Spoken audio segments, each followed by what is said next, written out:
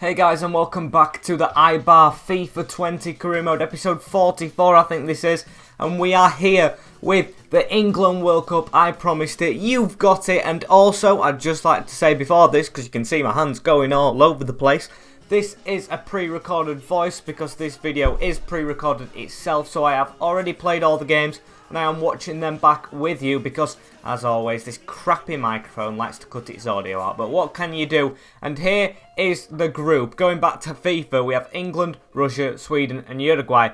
It's not the easiest of groups, you know. Uruguay are going to cause a problem. Sweden are there as well. And Russia, we all know what they're capable of after the Euros. But of course, it's FIFA, and England's team on FIFA always gets so overpowered, it is unreal. And here is our team that we're going to pick. It's just amazing. We've got all these players, but this is the first team I actually go with in our first game against Sweden. There's no home or away team. We have Pickford in the net, Alexander-Arnold, Maguire, Stones and Chilwell, with Winks, Ali and Maddison in the midfield, and Sterling, Kane and Sancho up front. I'm showing you the squad as well, all of it in its full. We've only made one change from the friendlies that I played like off screen before, like Australia and Denmark I think it was, and we've brought in Phil Foden for Will Hughes of Watford just because I want an extra midfielder, and I know Sterling can play on the right wing for Sancho.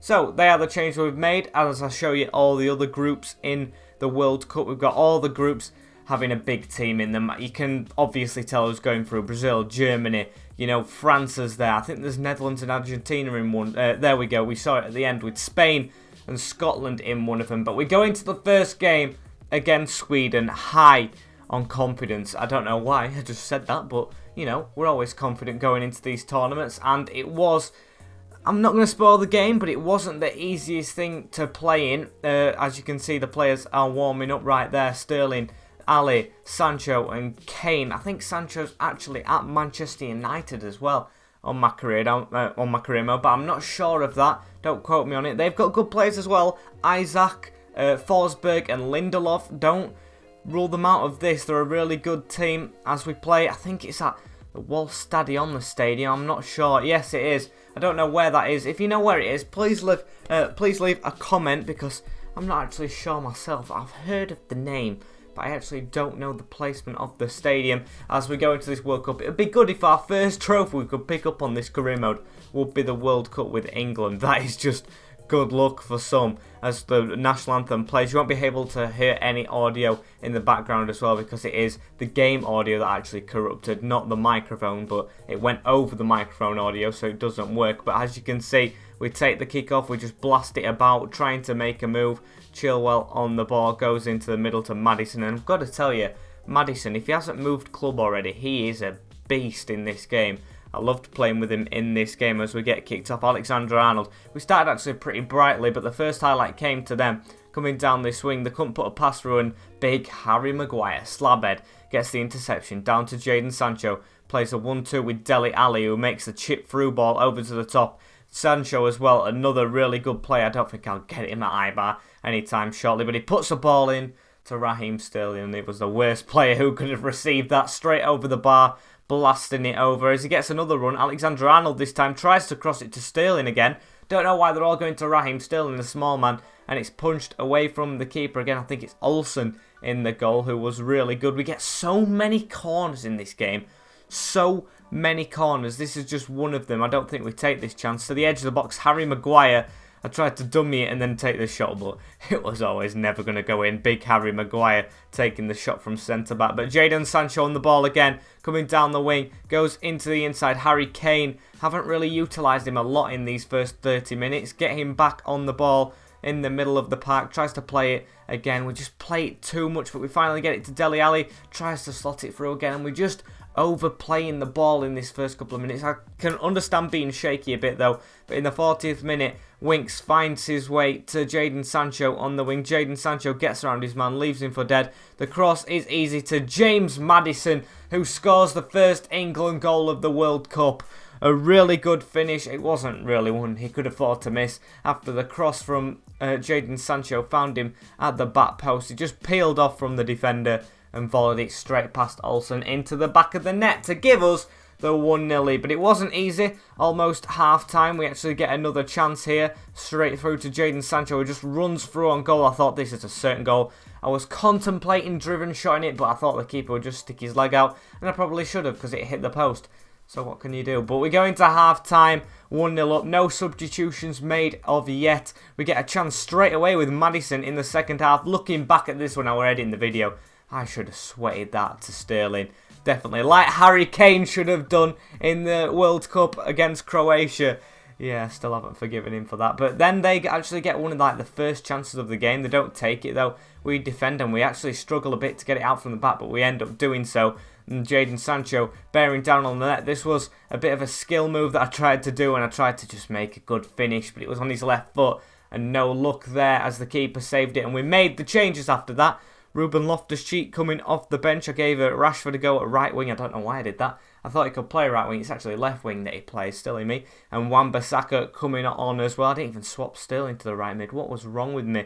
As Sancho, just before he comes off the bench, has an extra run. Maddison's still on the pitch as well at this moment in time as he turns inside, gives it. Maddison's arriving. He hits this, and that should have been his second and England's second of the game. Really good chance there as we go into the 90th minute. Wan-Bissaka running through on goal. I thought he was going to score against his teammate Lindelof. Puts it in the box and can't find his man. But unfortunately, or should I say fortunately, what am I on about? I said unfortunately because I thought they were getting the counter. But of course, we win the game. We get the 3 points in the group stages that we needed. But as you can see, Uruguay on that goal difference against Russia. 3 goals in a 3-0 win. That isn't what we want. The other groups haven't really played yet. Group B played, and as you can expect, Italy won. But we go into the second game with an unchanged lineup. The same Pickford, Alexander-Arnold, Maguire, Stones, Chilwell, Winks, Ali, Maddison, Sancho, Kane and Sterling. The best team that we have available at England. And Luke Shaw also is in this tournament. I haven't really played him. He's 83 rated. Kept him in the reserves because of Wan-Bissaka. What can you do? I feel sorry for Luke Shaw, but this next game is actually against Uruguay, so it is one that we really need to win in these group stages. As you can see, Uruguay, I don't get this. It says they're playing at home and they have more fans. Look, I just put this in because it looks like they have more fans, and they are at the Wall Stadion again, but why aren't we taking as much fans? I don't get it. Just really annoyed me at the start of this game, but this is probably the decider for first place. We really need to beat Uruguay. They've got good players, I think, but Muslera, Cavani and Suarez might have actually retired by now, so that's actually good for us.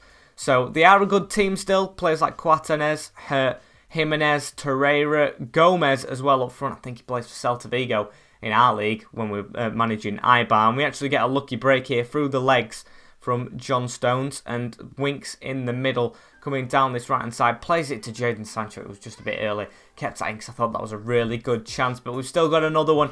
20 minutes in, Raheem Sterling chasing the ball, puts it in, Dele Alli on the volley to hit it, but it falls back to Captain Kane, and Harry Kane wasn't missing that. He just did like a little bicycle kick there. It was really nice, not an overhead kick, but the way his legs moved, he just took the mick there when he was finishing that. 91 rated Harry Kane to just volley into the net. That's what we wanted from our captain. He hasn't got the captain armband in this game, but he is going to be our captain if we get through to the group stages, which it looks like we are going to now. And not the group stages, the knockout rounds.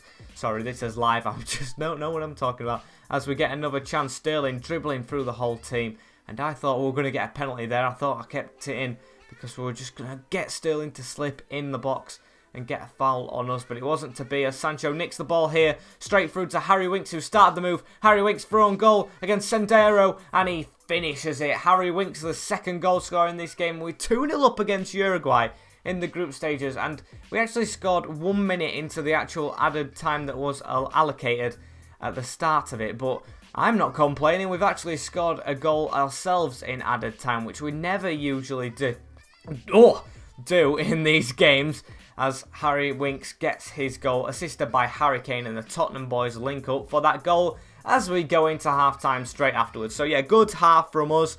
As you can see, they get a yellow card straight away. It was a bit of an aggressive team as we go through here with Harry Kane. We have the shot from range. I probably should have took that closer and got Harry's second of the game. My mistake on my part there, as they actually get a counter-attack on here.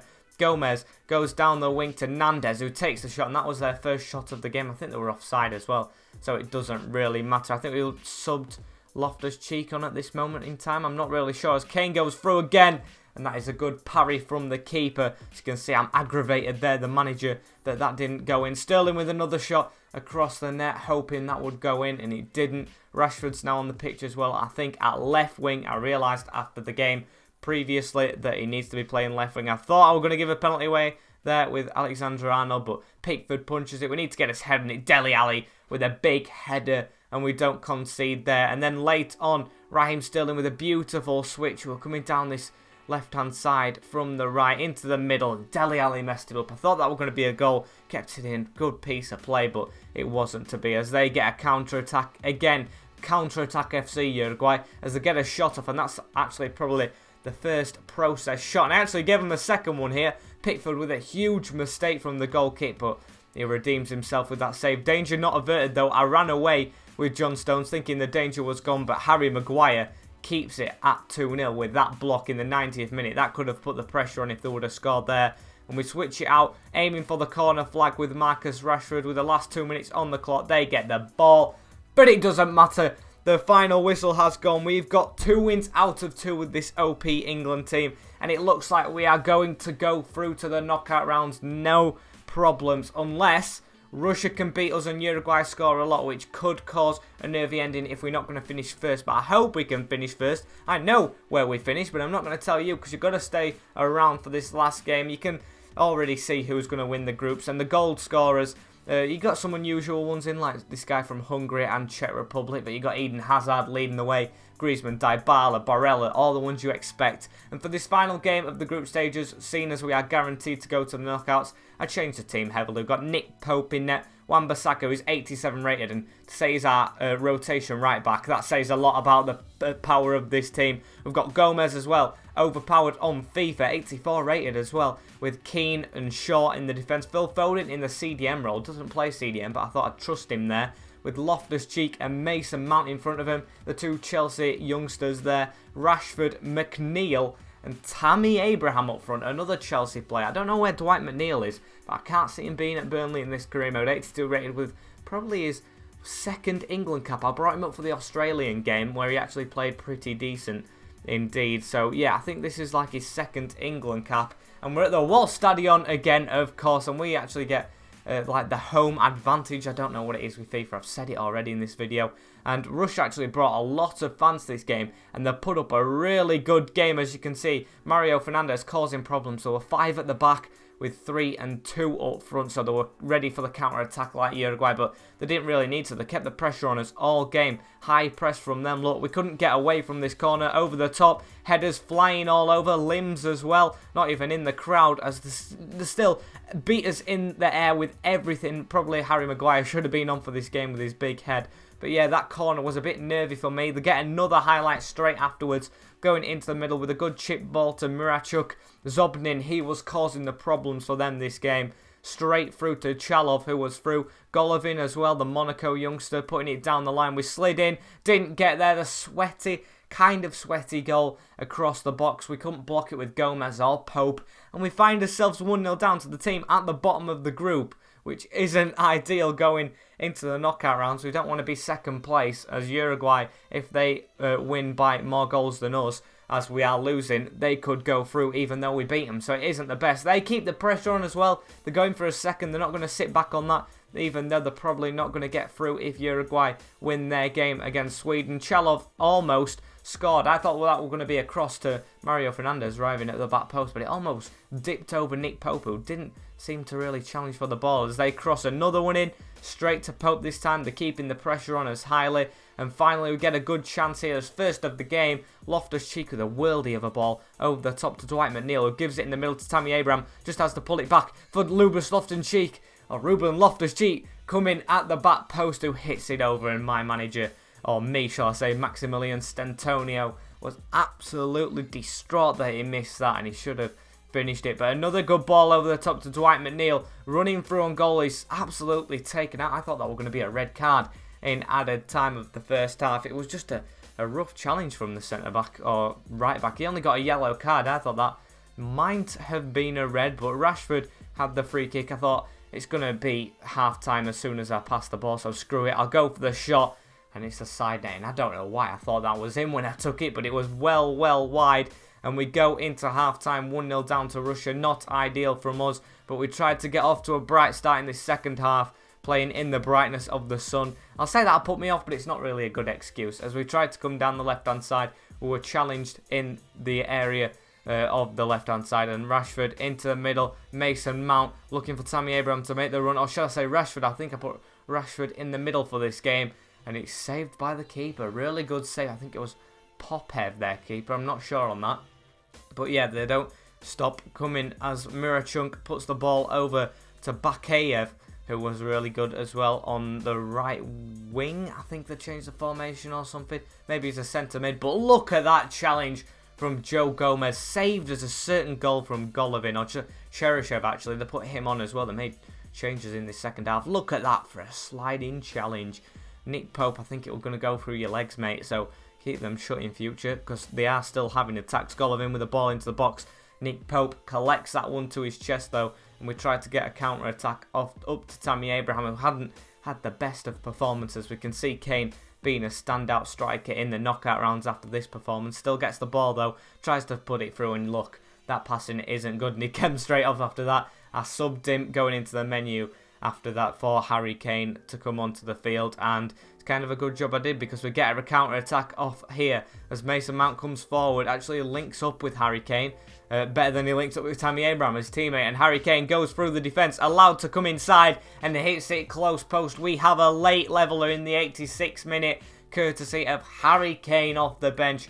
England's main man, our main man in this tournament, finishes it at the close post, and that has saved us a point. So that could be a valuable point if Uruguay win their game. We could not have finished top of the group. We're still pushing though. We want the win. We want 3 wins in these group stages if possible. Into the middle. Phil Foden with a chance to win it. And his left foot shot just goes wide of the mark. Yeah, we get the draw in the end actually. But we should have got the win. Russia, bottom of the group, not going through. And as you can see there, they actually didn't finish bottom because Uruguay did win the game. So it's vital we got that point. And we're going into knockout rounds. But unfortunately, guys, that marks the end of the episode. I hope you enjoyed it. It's been a pretty pain in the butt to pre-record this video and then do the voiceover afterwards. A couple of slip-ups that I don't like to have. Unfortunately, guys, it is the end. Like, comment, share, and subscribe for more videos in the future. The knockout rounds will be the next video of this career mode. Then we'll get back to Eibar, where we're trying to get into that Europa League for definite this season. And I will see you all in the next video in a bit. Peace. We'll be